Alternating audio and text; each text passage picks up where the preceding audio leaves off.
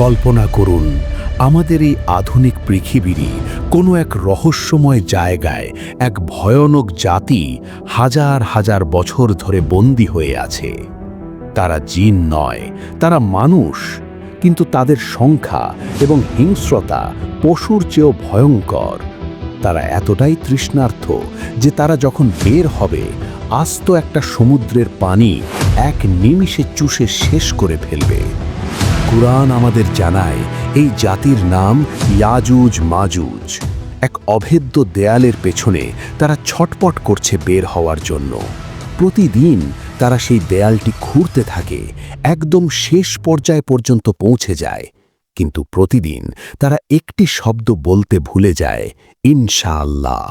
আর ঠিক এই কারণেই আল্লাহ সেই দেয়ালটি আবার আগের মতো মজবুত করে দেন। কিন্তু যেদিন তারা ইনশাআল্লাহ বলবে, সেদিনই ঘটবে মানব ইতিহাসের সবচেয়ে বড় বিপর্যয়। কুরআন মাজিদের সূরা আল কাহাফে বাদশাহ জুলকারনাইনের সেই লৌহ প্রাচীরের কথা বলা হয়েছে। তিনি লোহা আর গলিত তামা দিয়ে এমন এক সংকর ধাতু তৈরি করেছিলেন, যা ভাঙা আজও বিজ্ঞানের কাছে এক রহস্য। এটি কোনো সাধারণ দেয়াল নয়, এটি আল্লাহর পক্ষ থেকে দেওয়া এক নির্ধারিত সময়ের কারাগার। রাসূলুল্লাহ সাল্লাল্লাহু আলাইহি ওয়াসাল্লাম বলেছেন, কিয়ামতের আগে যখন তারা বের হবে, তাদের সংখ্যা হবে অবিশ্বাস্য। প্রতি ১,০০০ জন মানুষের মধ্যে ৯৯৯ জনই হবে ইয়াজুজ মাজুজ।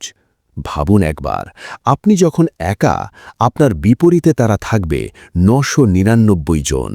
কোনো পারমাণবিক বোমা বা আধুনিক সেনাবাহিনী তাদের সামনে দাঁড়াতে পারবে না।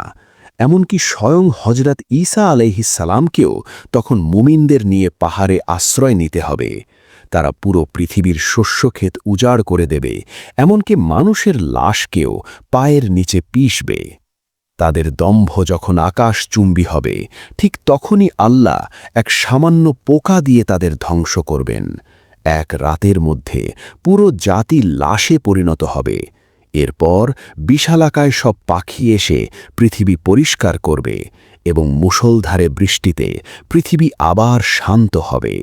কিন্তু মনে রাখবেন, ইয়াজুজ মাজুজ বের হওয়ার আগে পৃথিবী আরও এক রক্তক্ষয়ী মহাযুদ্ধ দেখবে, যাকে বলা হয় আল মালহামাতুল কুবরা, যেখানে ১০০ জনের মধ্যে ৯৯ জনই মারা যাবে। সেই যুদ্ধ কি খুব কাছে? আমরা কি প্রস্তুত? পরবর্তী ভিডিওতে আমরা সেই মহাযুদ্ধের ভয়ঙ্কর সত্যগুলো তুলে ধরব। আল্লাহ আমাদের হেদায়েত দিন।